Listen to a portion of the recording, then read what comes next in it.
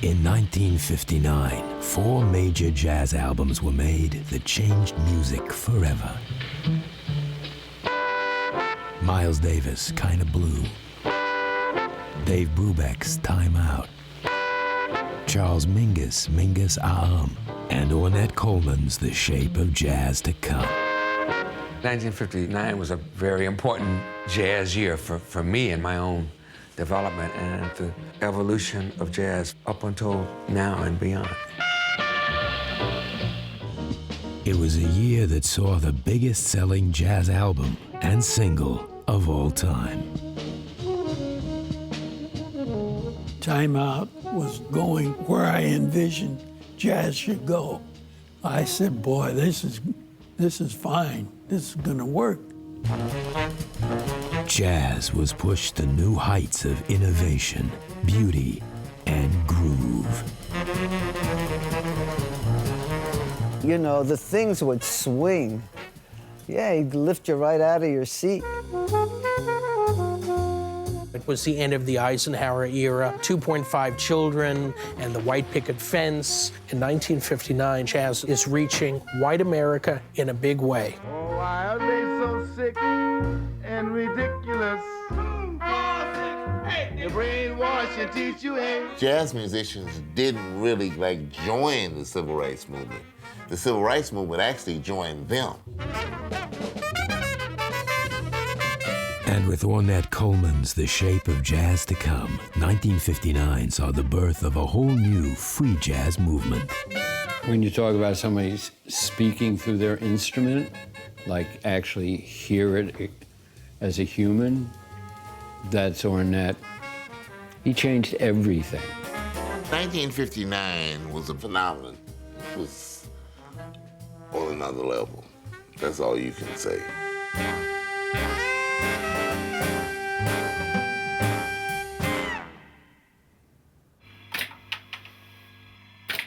The machine's on. Miles, where are you going to work now? Right here. Okay, because if you move back, we don't get you. When I play, though, I'm going to raise my horn a little bit. Okay, just you 4 guys in this, right, Miles? 5. Ready?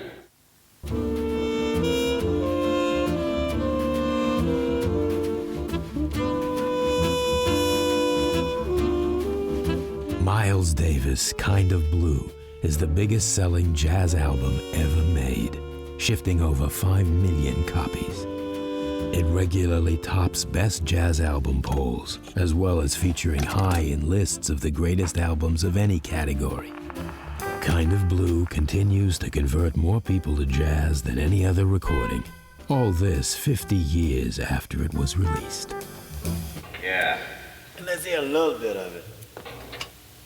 Right.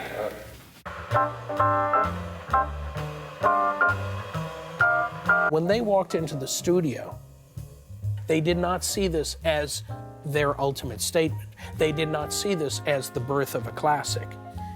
It was a session that was scheduled for that day. After Cannonball, you play again, and then we'll come in and end it. They go over by the piano, and he's giving them instructions about the tunes we're going to play, you know. So, you know, there wasn't a whole lot of music. I didn't have any music at all.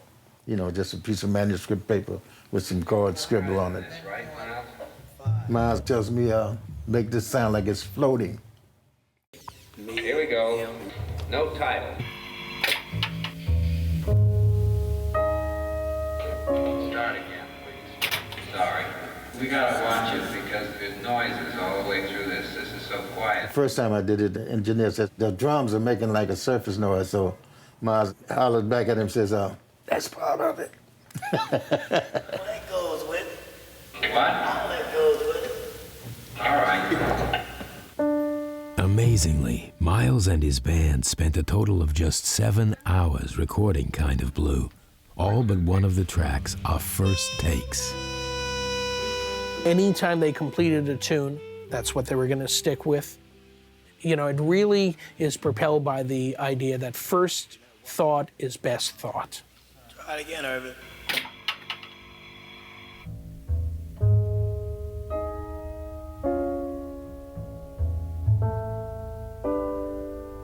We would be hard-pressed to find any album opener that can compare to the opening of So What. This misty, unclear idea of where is the music going, where are we?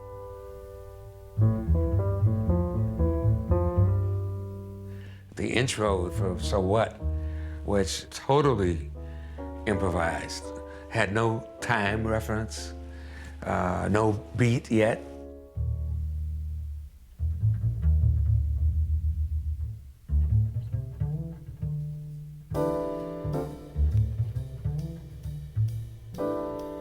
And it's the piano and the bass sort of having this little conversation, and out of this musical cloud comes the riff, the grand riff, the one that says, so what? Boom, ba-doom, ba-doom, ba-doom, boom.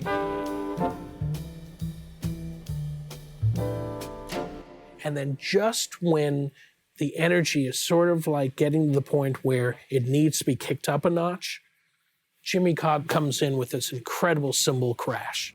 When we got to the place where the solos were supposed to start, I hit the cymbal, and I thought I had overplayed it for the room. I thought I had hit it too hard. But bang, it hits.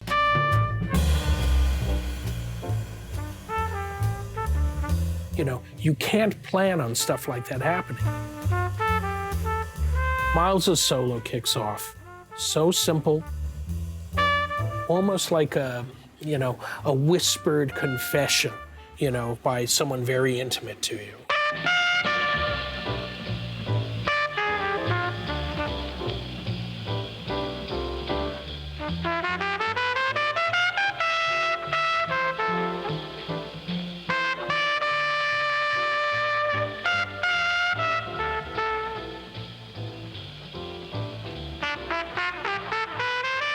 When Miles did Kind of Blue, it opened up a whole new direction in jazz, a more introspective, a new way of thinking about the creation of jazz and the creation of jazz compositions. Part of Kind of Blue's enormous influence on music is the legacy of the band members. Many of them went on to become leaders in their own right, like saxophone virtuoso John Coltrane.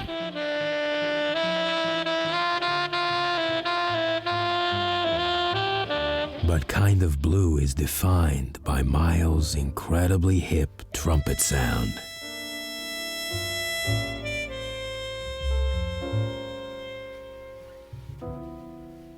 He had this sound that was kind of like a haunting kind of voice. It was really individual, very unique, very special. The way he plays, sometimes it makes you feel life so deeply that you can almost cry,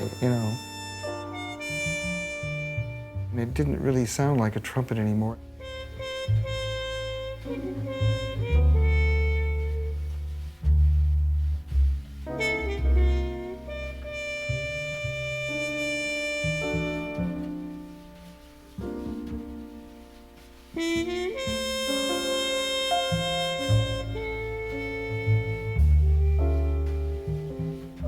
Miles' trumpet technique on Kind of Blue was something he'd painstakingly developed since he'd first hit the scene in the late 1940s. Back then, the music had been changing.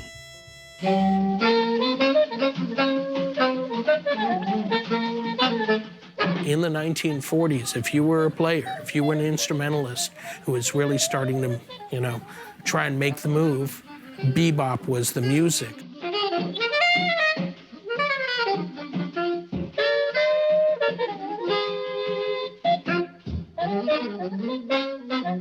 Bebop was a fast and frenetic style of jazz. It reflected jazz musicians' desire to be accepted as virtuoso artists, masters of their instruments.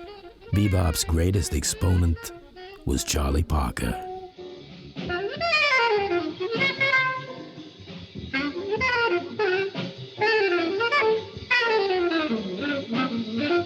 Miles Davis is a very precocious musical youngster.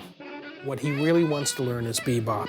And where he's going to learn it is on 52nd Street and up at Minton's, up in Harlem, playing with the bebop leader of that time, Charlie Parker.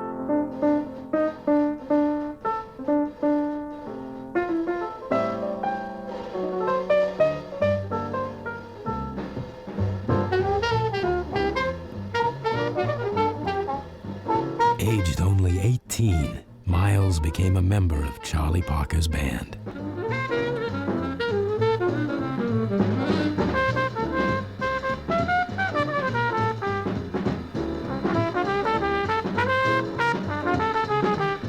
As Miles traded solos with his hero, he was learning about bebop from the source.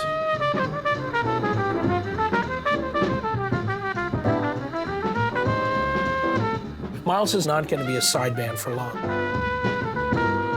Miles, like many of the other musicians of that day, were trying to deal with the language of bebop. Where do we take bebop? Miles said, the music has become cluttered.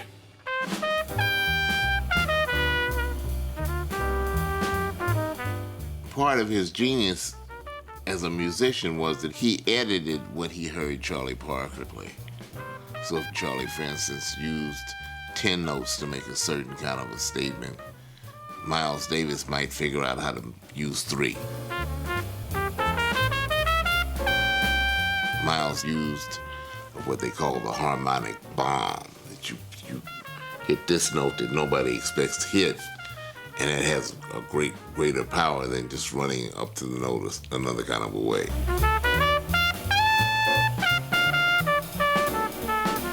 There's a connection, a connective between these 4 artists, Charles Mingus, Dave Brubeck, Miles Davis, and Ornette Coleman, in that they're all dealing with bebop and the continuation of bebop. Where do we take this language? What do we do with it?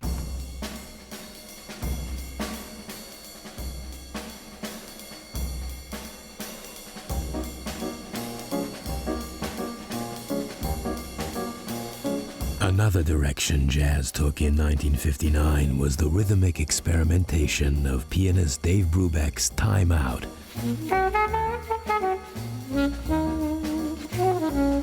A highly unusual record, each track is in a different tempo and time signature. The single, Take 5, is in 5/4 time and built around a drum solo. Yet it rose up the pop charts, becoming the best-selling Jazz 45 ever released. Brubeck had spent years building the lineup of his quartet that would go on to record Time Out. I put together gradually this dream group, because some bass players and some drummers didn't want to play in different time signatures, didn't want to follow where it went. But Take 5 drummer Joe Morello was originally unhappy coming into a band dominated by Brubeck and saxophonist Paul Desmond. On the marquee, on any kind of sign, it would say the Dave Brubeck Quartet featuring Paul Desmond, and the other guys were nothing. It could have been zilch, you know? I said, Joe, I'll feature you. So the first night he joined, I gave him a drum solo.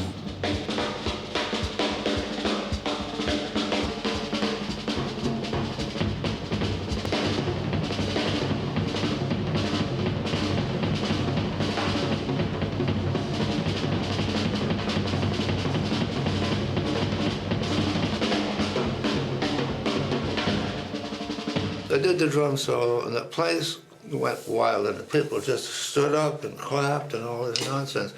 Paul Desmond, in the middle of the end of the solo, he just walks off the stand and runs in the dressing room. And Paul said, either he goes or I go.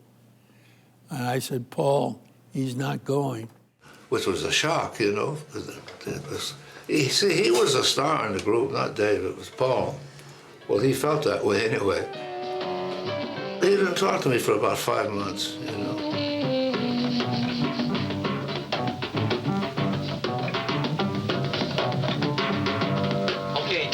I'll work on the ending. Did I play too many things for you? I sat in the crossfire between these two wonderful players, keeping everything going and giving in or not giving in. And that quartet just started making real headway.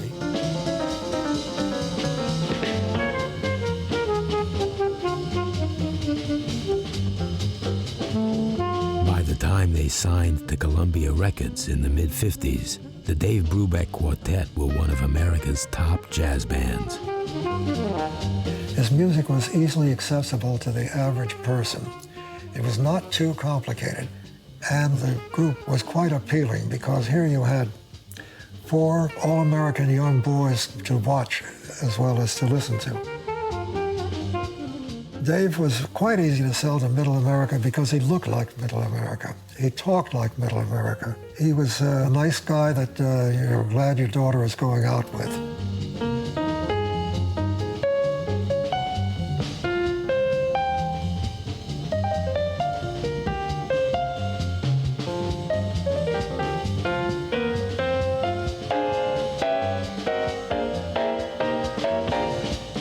As Brubeck's success widened, parts of the jazz community accused him of being not only a sellout, but effectively a racist who diluted black music for mass consumption. Jazz came out of black America. I mean, later, of course, white America catches up, and it always does. But there definitely was a resentment amongst black musicians regarding Dave Brubeck. In the 50s, the people who actually got successful from cool jazz were primarily white musicians. See, he had broken into another audience that nobody really had. That's when people started getting mad at him.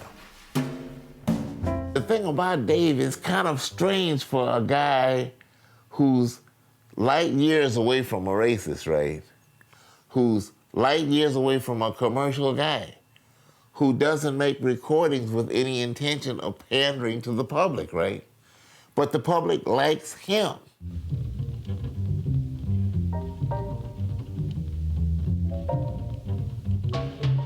Brubeck himself was more concerned with fine-tuning the rhythm section of his quartet and tackling his ideas about where jazz should be headed. And then Eugene Wright joined us, and finally, I had this dream group. But the addition of bassist Eugene Wright didn't pass unnoticed when they toured universities in the southern states of America. We were playing in a university, and they said, you can't go on stage with an African American. And I said, well, then we're not going on stage. And then the students were stamping on the floor up above the dressing room.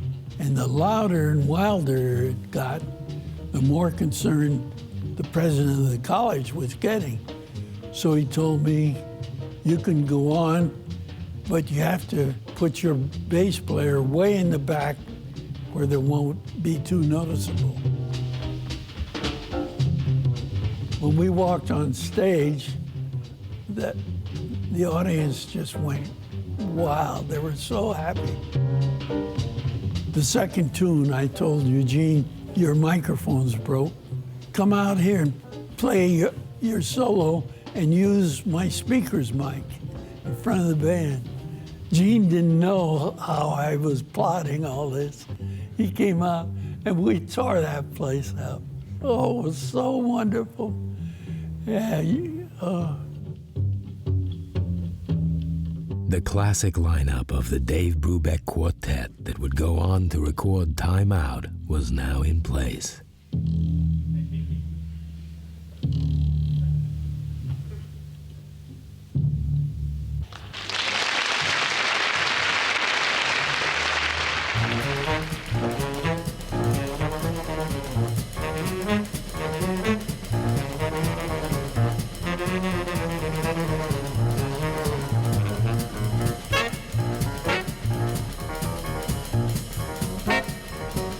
Bass player and composer Charles Mingus saw the question of how to take jazz forward in a different way.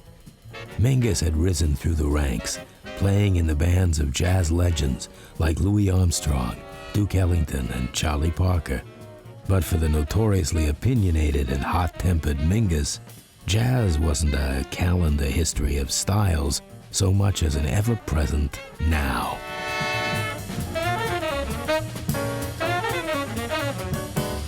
Charles Mingus had a very strong sense that there was no past, there was no present, there was no future. All of the time was alive at the same moment.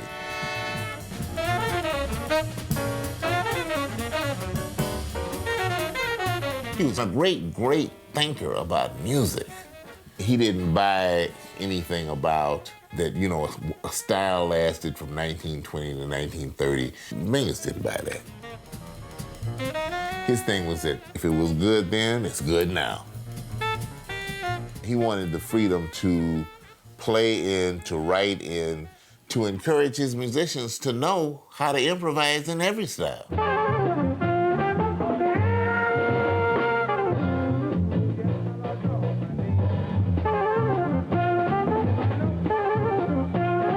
In 1959, Mingus recorded and released Mingus It was one of 4 albums he made that year, not unusual in this prolific artist's long career. But Mingus was a tightly focused masterwork.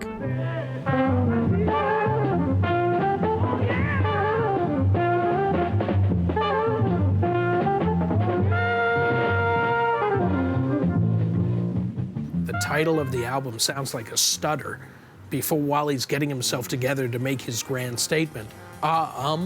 You know, what's that about? What's really, really devastating about is the consistency. Tune by tune by tune. I mean, it's Mingus at his best. Mingus was digging deep into that roots thing with that incredible opening track. Better Get It in Your Soul. It's like a gospel choir. It's like a Pentecostal performance on a Wednesday night prayer meeting.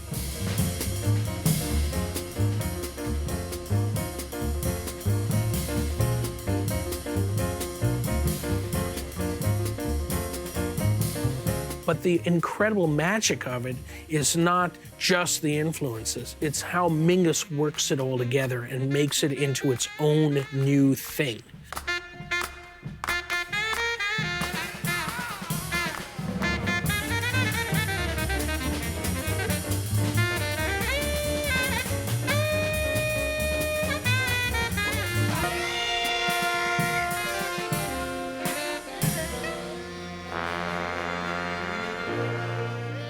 Thank you, ladies and gentlemen. Remember, no applause and keep it down. Your drinks, don't rattle your ice in your glasses, and don't ring the cash register.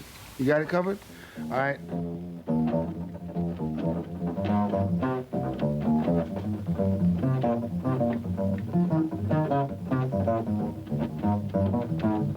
He had these enormous hands, and that made it possible for him to do certain things technically that just other bass players couldn't do.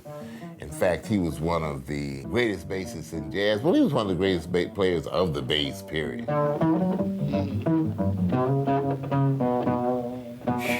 I can hear him now. He was powerful, powerful. You shut up when he played.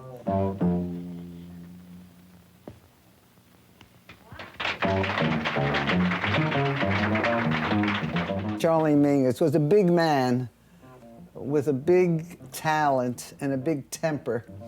And people bugged him in the audience for some reason. Someone did. He got very angry. He took his bass and he smashed it through the light up there and broke it. The light's still there, the Mingus light. That's what it's become.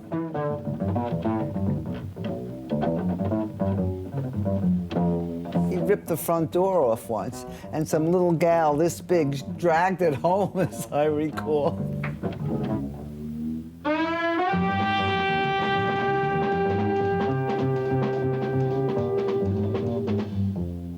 they say a lot of musicians never played better in their life than when they played with Mingus, because he was so demanding. And he used everything. He used anger, he used insults, he used flattery, whatever he could use. He would fire musicians and hire them back, 20 minutes later. Nothing was out of bounds. He wanted you to understand his, play his music, and be yourself in it. So often on a nightclub stand, he would stop and say to somebody, you're not playing yourself, you're playing notes.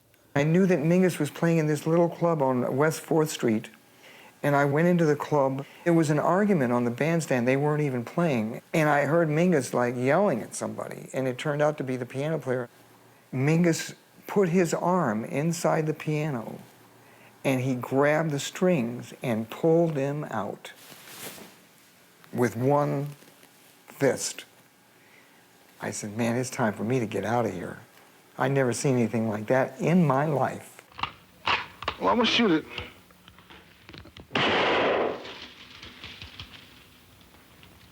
A gun. People are always telling me stories I don't want to hear about moments of Charles's volatility or things that took place, and take place they did. And Charles created scenes. He was called jazz's angry man, and he had plenty to be angry about. He had a lot to confront in those days for a man of his sensitivity and his sensibility and his talent, and unrecognized in many places merely because he had the wrong skin color. He wasn't dark enough and he wasn't light enough. He said, well, he called himself a mongrel or a mutt.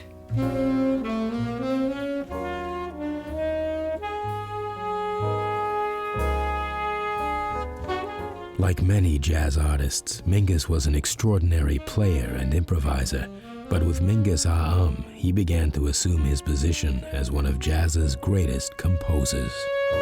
I love Self-Portrait in 3 colors. A little through-composed piece without any solos, just a little gem. Beautiful, this multifaceted composition.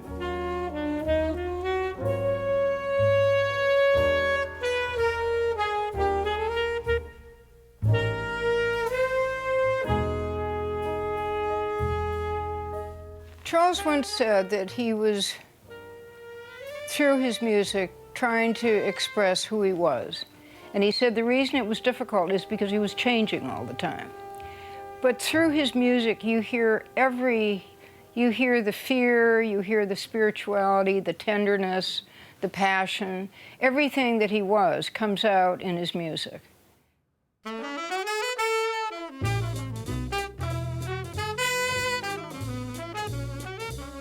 In 1959, Ornette Coleman made his spectacular musical statement in one quantum leap with the audaciously titled, "The Shape of Jazz to Come."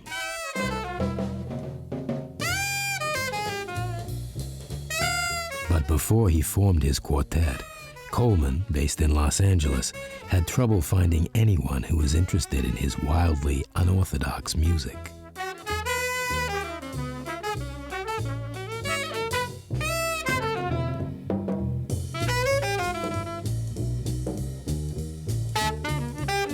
Went over to this club by MacArthur Park on Wilshire called The Hague, and Jerry Mulligan was playing there.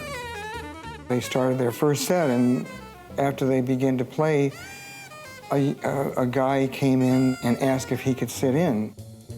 He got up on the bandstand and proceeded to take out his horn, and the horn was white. It was plastic, you know. I'd never seen a plastic horn before, you know. This guy started to play. It was like, you know, the heavens opened up for me because I saw and I heard something that I'd been feeling.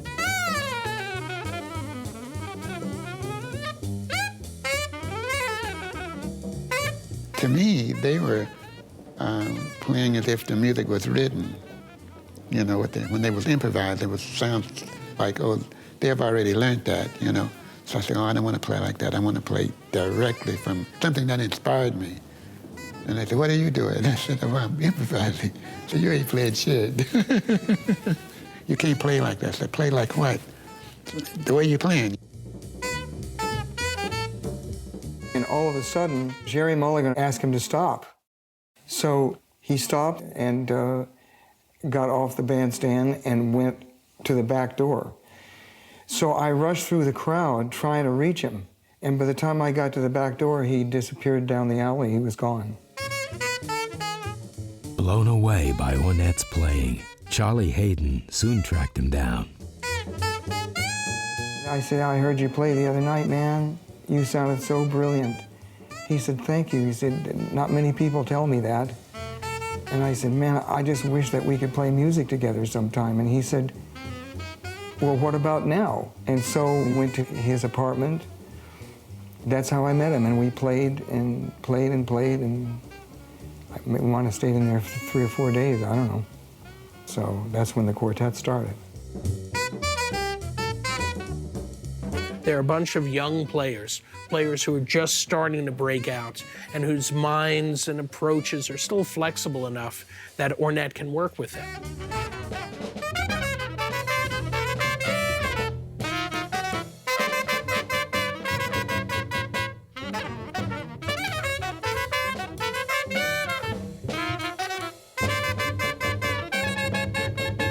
I never worried about chords, melodies, or keys, only sound. And the thing about it, there's only 12 notes that's satisfying the whole world. 12 notes that's satisfying the whole world. I said, oh, man. And then I realized that the notes don't have a style. Either you make something out of it or you don't. Ornette Coleman's The Shape of Jazz to Come didn't initially make the bold impression it has done in the years since 1959.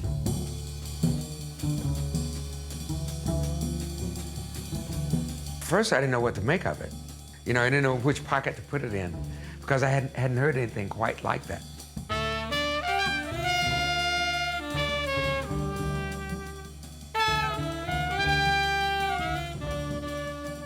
It was a new, far-out approach. The Shape of Jazz to Come is definitely an audacious title. You know, it's putting yourself out there and saying, you know, this is where jazz is going.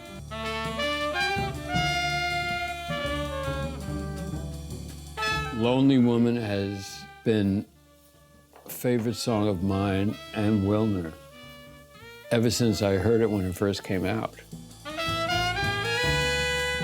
It is one of the greatest compositions ever. I mean, combined with the way his quartet and Ornette played it, everything music could be.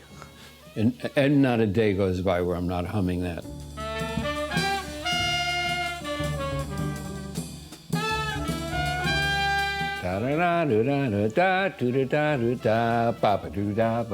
Then dawn. It's not your standard jazz thing where this guy solos and this one solos and this one solos. This is a real composition that brings all of them together, and they're all such staggeringly great players.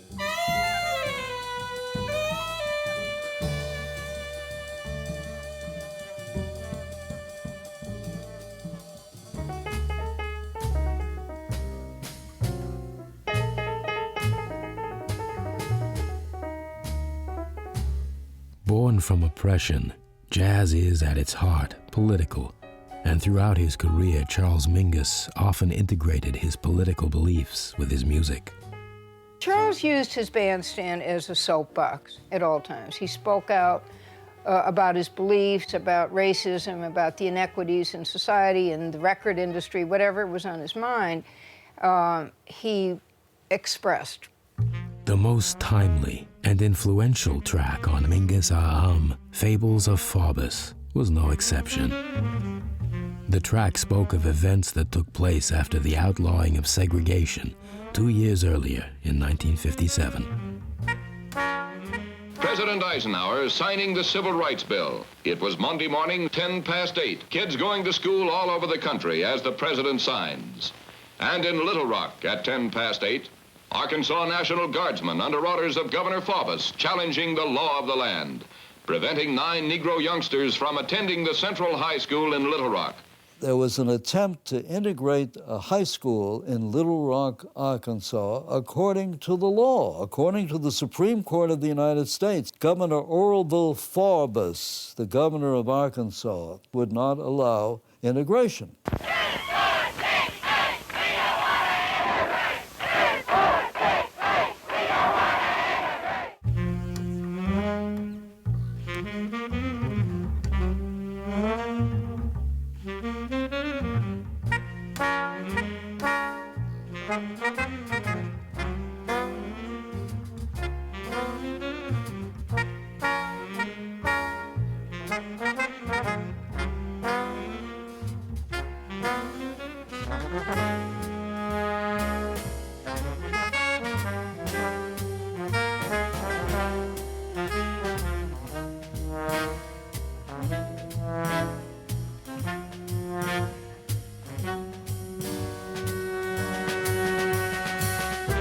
Mingus was outraged by what he saw happening to people. And the irony of the Fables of Faubus is that it's kind of a comic tune.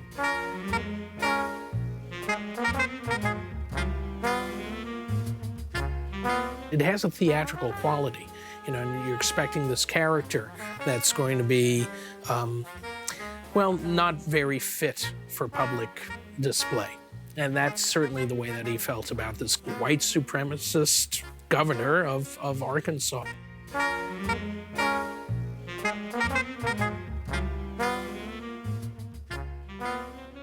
Then came the Eisenhower-Faubus meeting. Finally, Faubus withdrew the Guardsmen, and the Negroes entered the hitherto forbidden white school. A riot started. Confronted with what he called anarchy, the president ordered United States soldiers into Little Rock. The regular Army troops, paratroops, escorted the Negro children to and from school, gave them full protection from the threatening crowds. Charles wrote some smoking lyrics about this, and Columbia Records would not let Charles include these political words on the album. Tell me someone who's ridiculous. And then his drummer would respond, Governor Faubus. And Charles would say, why is he so sick and ridiculous? And Danny would say, 2, 4, 6, 8, brainwash and teach you hate. Ku Klux Klan, name me someone who's ridiculous, Danny. Governor Faubus. Oh, why are they so sick and ridiculous? 2, 4, 6, 8. They brainwash and teach you hate. Fables of Faubus, even without the lyric, just the fact that he's using the name Faubus is going to have a very strong message to many of the people who are listening to that album in 1959. Fables of Faubus opened up a lot of the pent-up feelings that we all had as African-American musicians against racism in America. Kind of set the stage for each of our own individual expression of that opposition to racism. 3 words. Yes, we can. Barack Obama may not know it, but jazz is one of the reasons he was elected president. And Charles Mingus and all of these musicians, they helped to create the atmosphere that led to people respecting a person beyond the distinctions of color. In the years leading up to Kind of Blue, Miles Davis had begun to make an impact with his own defiant demands for respect, both as a black man and as an artist. I remember seeing him in Los Angeles at a club. People who turned out were gamblers, pimps, drug dealers, hustling type guys, bragging about who got the most hoes and who got the prettiest hoes, and your hoes should be picked up by the dog catcher, and well, you know, just all that kind of stuff. Now, when Miles Davis came on the bandstand, though, they shut up. They didn't make any noise after he came out there. See, I'd never seen that before. Because these are not the kind of people you can just shut up. And they knew if they got loud and irritated him, he would turn around and leave. And that would be it. He wouldn't come back. Nobody was going to entreat him. Oh, Miles, you won't get paid. I'm not broke. He'd always made his point that when I come in here, I have some kind of artistic goals I'm trying to accomplish, and they do not include you talking while we're playing.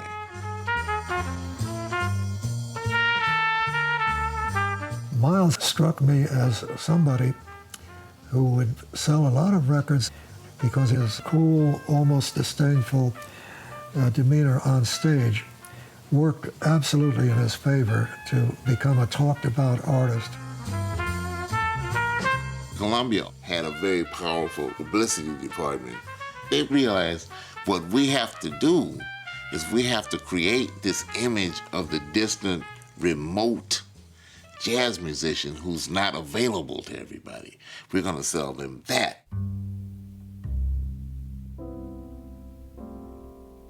And of course, being remote and unavailable just made everyone dig Miles all the more. Miles was not just a musical pioneer, he was a pioneer as far as American culture in general. You know, he was an important black figure who made it within this American system. He's reaching white America in a big way.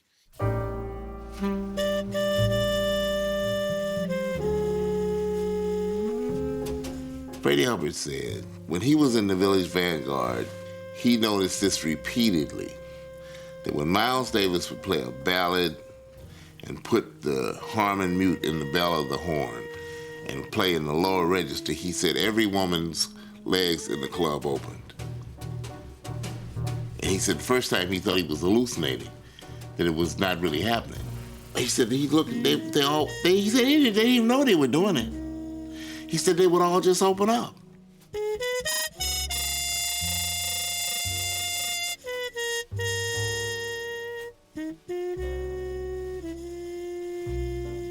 He was a dude, man, a dude, but beautiful.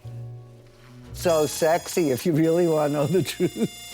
He's got a very elegant, low-key sound.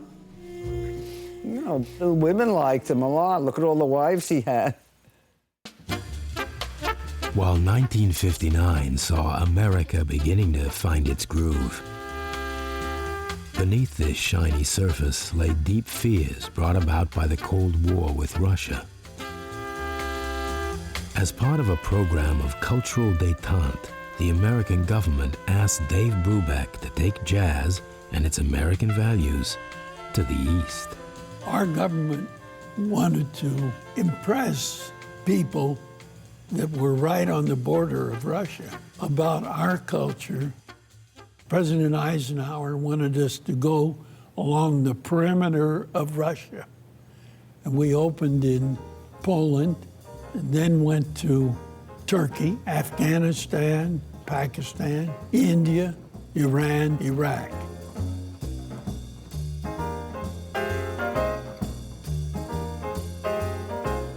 We were going to represent our country, and we talked about how difficult it is to go and be the voice of freedom when you don't really have freedom yet, because the old unwritten laws of segregation.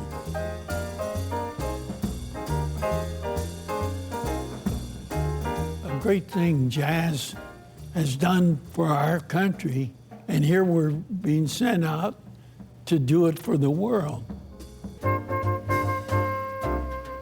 The tour was to begin in Poland, but this meant traveling through East Germany. East Berlin was not recognized by the United States, so they assigned Madame Gundelach that for some reason could go through the Brandenburg Gate. The whole scene was like a spy movie. She told me to get in the trunk of her car. I said I won't get in the trunk of her car I'll get in the back seat, and if I get questioned, I'm going to tell them the truth. But she got through.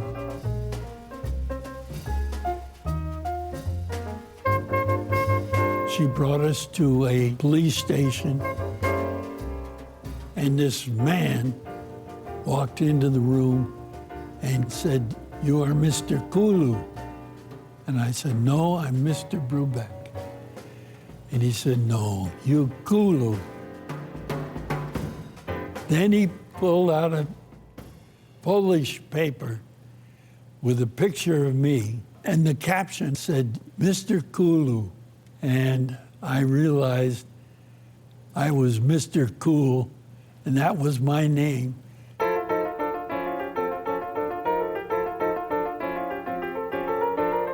Many of the ideas that we developed for Time Out came from touring in these countries, like Blue Rondo a Turk. That's a Turkish folk beat. Die, die, die, die, die, die, die.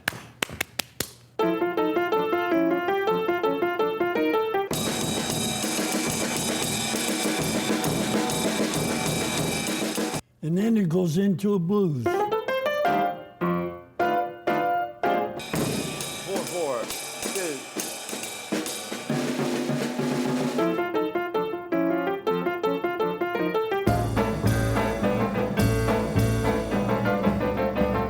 Brubeck returned to the U.S. with a complete vision of the time signature experiments for Time Out.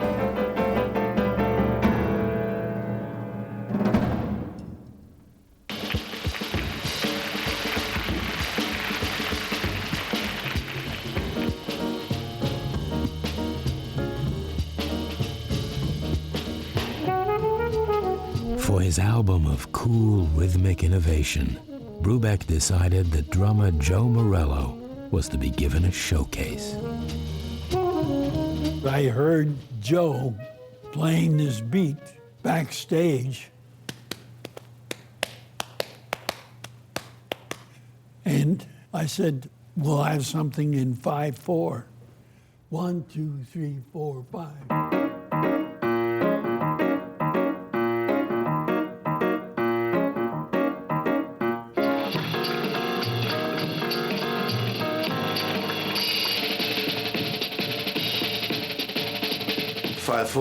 That's right up my alley, man.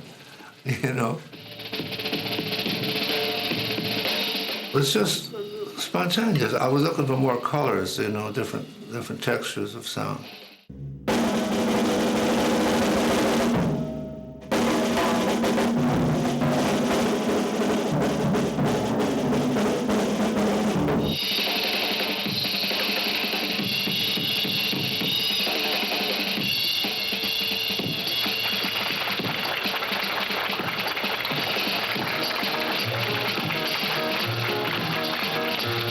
I said, "Boy, this is fine. This is going to work."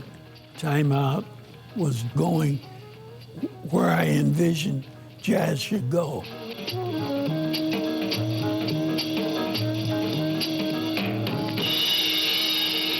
Jazz history had been written in 4/4 time. And you get Dave Brubeck doing a whole album with the idea of using different time signatures. Columbia told me, "All these crazy time signatures, that'll never sell." But the disc jockeys started playing this. We had a big hit. The idea that jazz could actually make it onto pop radio in America in the late 50s, that was totally unheard of.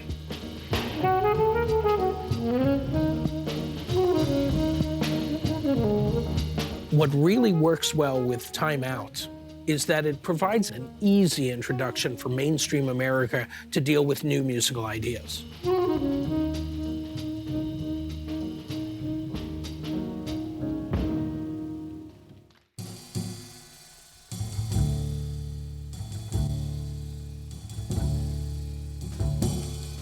Toward the end of 1959, the Ornette Coleman Quartet came to New York for the very first time with the prophetically titled The Shape of Jazz to Come. They were all but unknown, but those who were hip to the scene were there to check out the band's New York debut at the 5 Spot. We couldn't wait. Went down to the 5 Spot and had a rehearsal one afternoon, and then we opened up. There were lines around the block. The place was packed with people, so it was quite a deal. The opening night, they had everybody. Everybody was there, and so he was kind of on auditory trial, so to speak. And we couldn't wait to get to work and play because the music was so great and new and fresh. And that's when The Shape of Jazz to Come is, dropped on the New York jazz scene.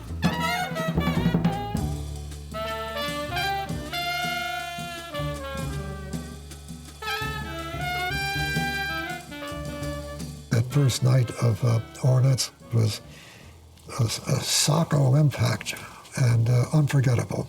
I don't think I ever heard 4 musicians who gave me the impression of surrounding me. I was in the middle of it. Bang. We all know the atomic bomb is very dangerous. We must get ready for it. Duck and cover. Atta boy, Tony. Act fast.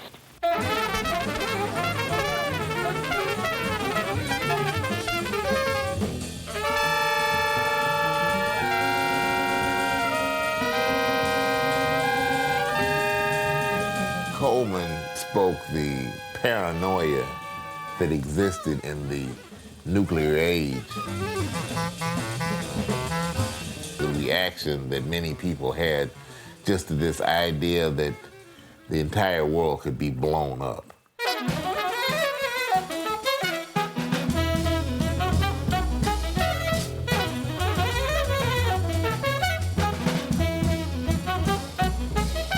To play music with this urgency, this desperate urgency to make something new that's never been before, as if you're on the front line and you're risking your life for every note you play. Well, I was there the opening night, and I was really unprepared for the hostility. I was sitting next to Roy Eldridge, and Roy was a warm, generous guy, and he was listening to Ornette, and he said, "He's just jiving, man. That's not music." People were saying it was random, it was chaotic, it was this or that. There were people who became angry at the music and let it be known that they hated it.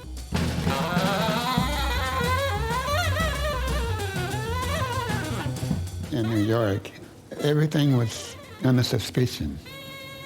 And I didn't know about being under suspicion. I just thought about picking up my horn, activating the idea that's going through my nervous system. This guy had extreme nerve. See the things that Ornette would play, even today you actually cannot believe that he played them, just the sheer audacity of it.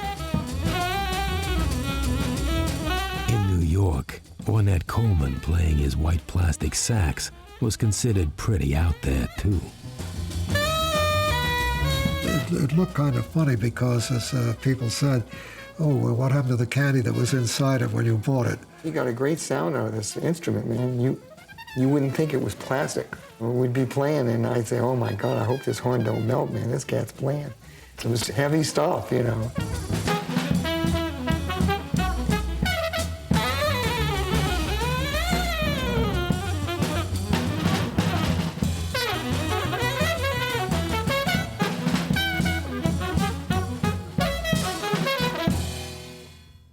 It's hard to understand a negative reaction to that.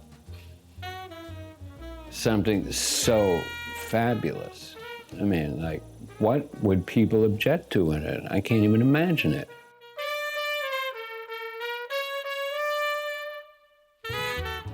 He changed everything. He changed everything. The whole approach, the way of looking at it.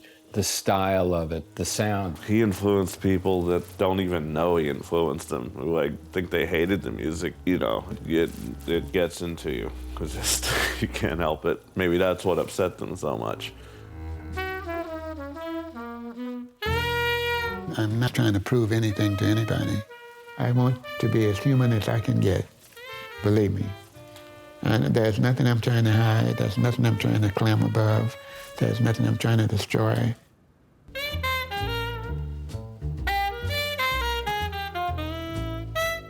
No one is going to suffer from what the human race does because it's not going to destroy itself. It's going to improve itself. Music is something that, to me, is nothing but the sound of your emotions. It's your heart, it's your feelings, it's your belief, it's your ability, and most of all, it's your love. And what's so beautiful about it, it's not destructive. It's always something that gets better.